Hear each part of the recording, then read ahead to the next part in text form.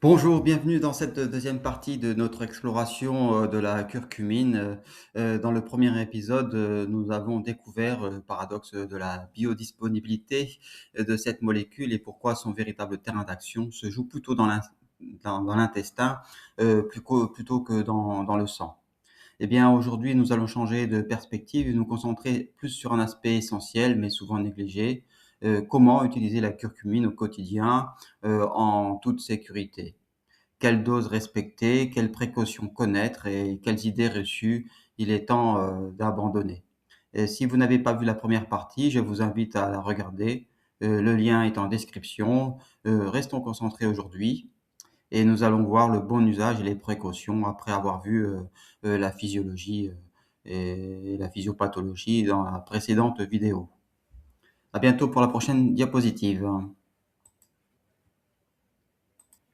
Donc, avant de rentrer dans le vif du sujet, nous allons faire comme dans les séries américaines, nous allons faire un petit rappel de l'épisode, précédent et donc, en fait, dans la première vidéo, nous avons vu le paradoxe de la biodisponibilité, c'est-à-dire que la curcumine passe très mal dans le sang, mais elle agit énormément au niveau de l'intestin où elle s'accumule massivement.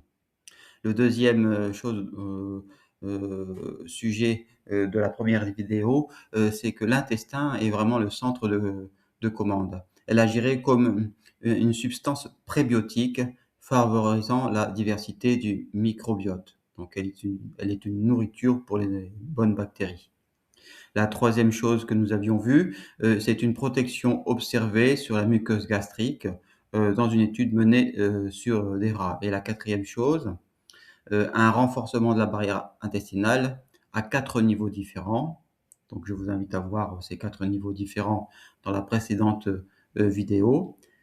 Et en dernier point, une possible reprogrammation du microbiote avec un rééquilibrage de certaines familles de bactéries et le développement de bactéries bénéfiques comme Archemantia muciniphila. Donc, un rééquilibrage entre les bonnes et mauvaises bactéries, comme tout probiotique pourrait le faire, mais là, nous sommes dans le cas d'un prébiotique. Aujourd'hui, donc, nous allons voir comment utiliser concrètement la curcumine au quotidien et en toute sécurité, après avoir vu ce bref rappel sur la précédente vidéo. À la prochaine diapositive. La curcumine, maintenant, elle peut être consommée de 2 façons différentes. Nous avons donc une distinction essentielle. Heu d'un côté, il y a, le curcuma à l'épice traditionnelle que vous pouvez acheter, utilisé depuis des millénaires, par la pharmacopée asiatique et c'est sous cette forme que le curcuma est le plus souvent consommé au quotidien. Moi, j'en ai, je peux en consommer de temps en temps mais sa biodisponibilité, naturelle reste faible. Et comme nous l'avions dit, paradoxalement, c'est justement cette faible absorption sanguine qui explique en grande partie son action locale au niveau de l'intestin. Le fait qu'elle stagne un peu plus dans l'intestin, eh bien, on a le temps, le corps a le temps de réagir à cette, substance. Notamment, elle est considérée, comme nous l'avions dit, comme un prébiotique avec différents effets bénéfiques. De l'autre côté, maintenant, à notre époque, les laboratoires, ont, synthétisé des formes concentrées et stabilisées, spécifiquement pour la supplémentation en gélules, par exemple et c'est le cas des tétrahydrocurcuminoïdes ou THC. Et donc il existe une forme plus stable issue de l'hydrogénation des curcuminoïdes. En fait, c'est une forme qu'ils arrivent à stabiliser dans leur processus de synthèse. Et c'est précisément ces formes concentrées qui donnent la, comment dire, la possibilité de les ingérer à un dosage plus important. Et donc, il faut aussi des données de sécurité et de dosage qui est le plus courant dans la plupart des compléments alimentaires. Et c'est ce que nous allons voir dans la suite de la vidéo. Eh bien, comme toute, nouvelle molécule ou gélule, à disposition, sur le marché, eh bien, il y a quand même des autorisations à avoir. Eh bien, les tétrahydrocurcuminoïdes ont d'ailleurs, reçu un avis favorable des autorités sanitaires, britanniques au titre, de, nouvel aliment. Et c'est un statut réglementaire qui encadre, leur utilisation et qui accompagne aussi les recommandations précises. Alors, quelle dose, quel chiffre à retenir?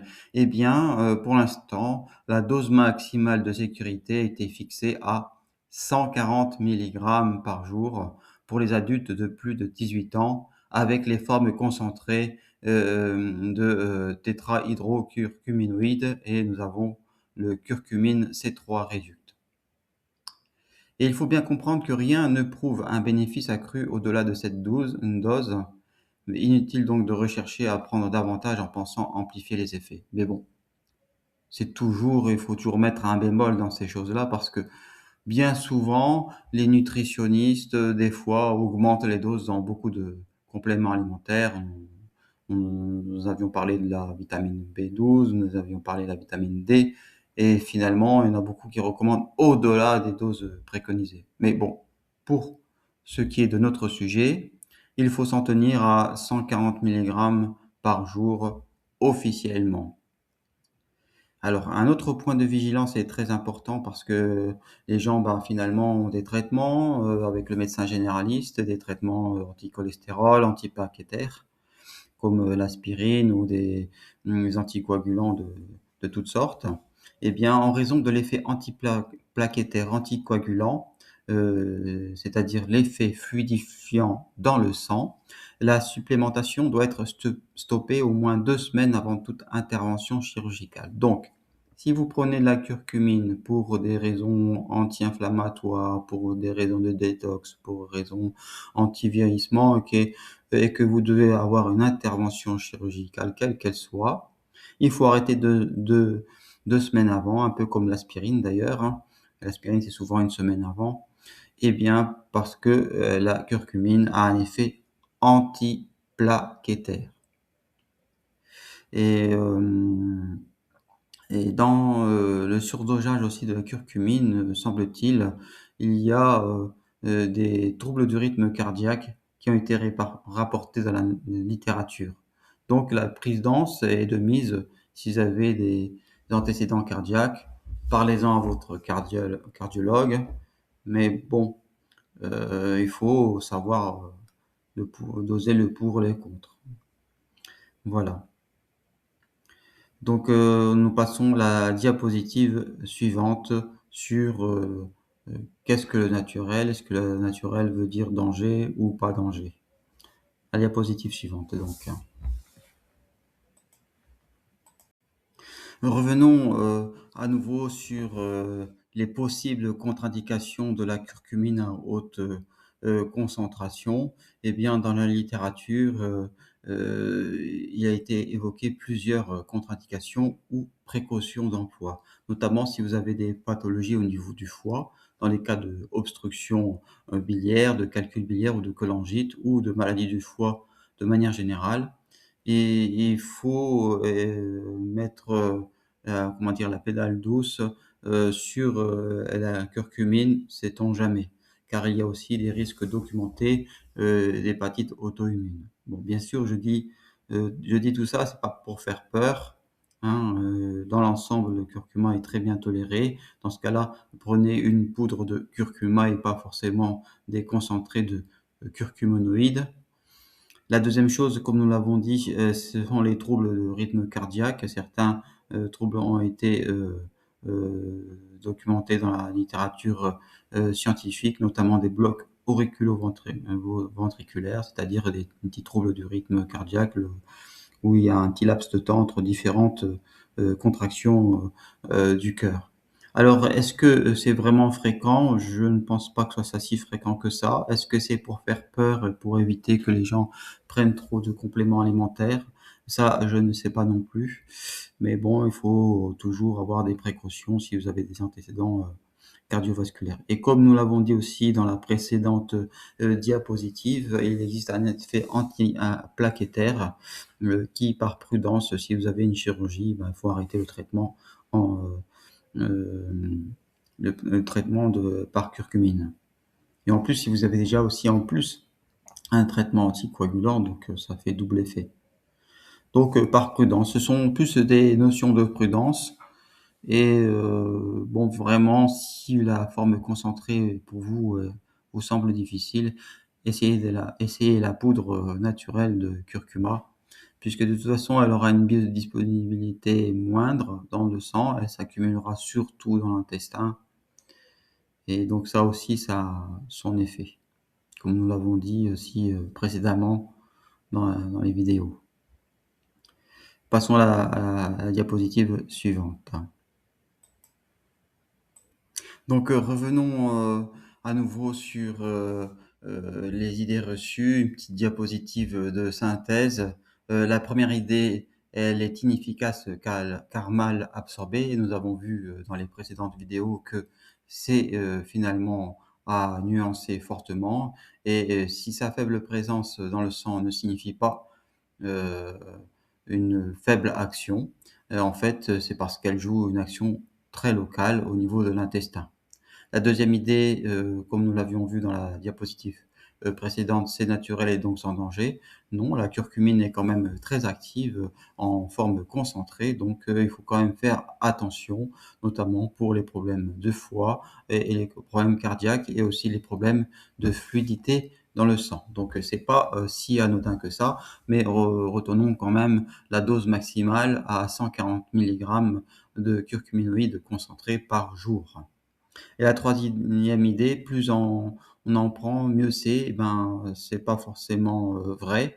Une dose maximale de sécurité a été fixée, donc à 140 milligrammes de curcuminoïdes par jour. Ce sont les chiffres officiels. Il n'est pas dit que dans l'avenir, il y a un nutritionniste qui vous propose 300 milligrammes parce qu'il a vu des effets plus importants chez certains de ses patients.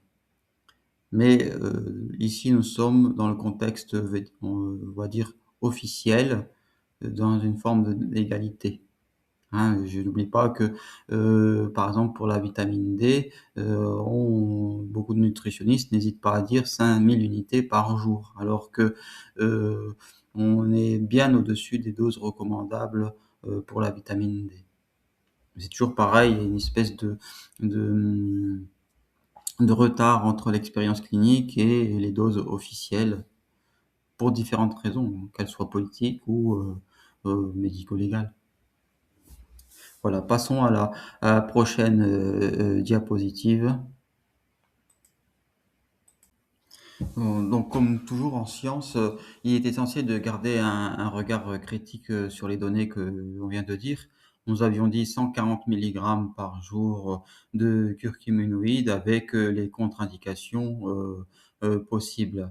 Et il faut voir aussi que par rapport à tout ça, il y a l'expérience clinique du praticien, du nutritionniste, mais il faut savoir que beaucoup de données à la base, avant d'avoir une expérience clinique, une partie des mécanismes que nous avons décrits, notamment dans le premier épisode, l'effet protecteur contre les anti-inflammatoires, les effets sur la barrière intestinale, proviennent d'études menées sur des rats essentiellement. Et, euh, et ces résultats précieux, malgré tout, permettent de transposer et de comprendre certains mécanismes biologiques en jeu. Mais on ne peut pas être affirmatif à 100%. De même que les données de reprogrammation du microbiote, proviennent surtout de travaux de synthèse, de recherche, préclinique. Donc, ils font encore, de la recherche. Mais on subodore que cela a des effets parce que bon, on sait bien que soit les prébiotiques, soit les probiotiques, jouent sur le microbiote, intestinal. Ça, c'est clair. Donc, les nombreuses questions encore restent ouvertes. Nous avions dit donc, les doses optimales pour un usage préventif, c'est-à-dire à peu près 140 milligrammes de curcuminoïdes. Mais est-ce que ça va changer à l'avenir? Je ne sais pas. Et puis aussi, il faut voir aussi que chaque personne a un microbiote différent. Donc, il peut répondre différemment, à la curcumine. Donc c'est toujours, une indication globale. C'est ça qu'il faut savoir, une indication globale, une indication générale et cela donne une direction générale à l'ensemble des compléments alimentaires que l'on peut prendre, que ce soit du curcuma ou d'autres, compléments alimentaires type vitamines ou bien d'autres encore. Voilà, à la prochaine, diapositive.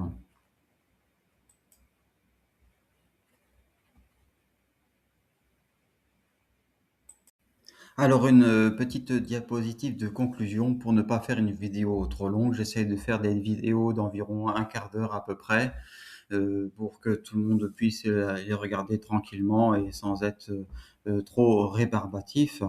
Alors qu'est-ce qu'on peut retenir, pour un usage raisonné, au quotidien, que ce soit, en gélule ou en poudre? Eh bien le premier repère, c'est surtout privilégier l'usage alimentaire courant, comme une épice dans la cuisine, tous les jours.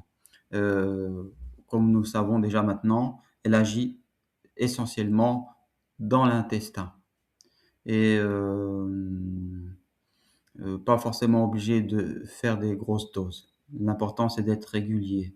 Le deuxième repère, c'est si vous privilégiez des formes, de en gélule ou de tétrahydrocurcumine et ben, il faut rester dans les doses, officielles actuellement. Après, c'est selon votre, expérience personnelle. Si vous trouvez que au dessus de la dose officielle, c'est mieux pour vous. Mais on va rester, dans les doses officielles. Donc il faut aussi surtout respecter les contre-indications. Inutile de de rajouter des risques, en plus. Donc faire attention aux pathologies cardiaques, ou de traitements anticoagulants. Donc au final, qu'est-ce que l'on a, à conclure?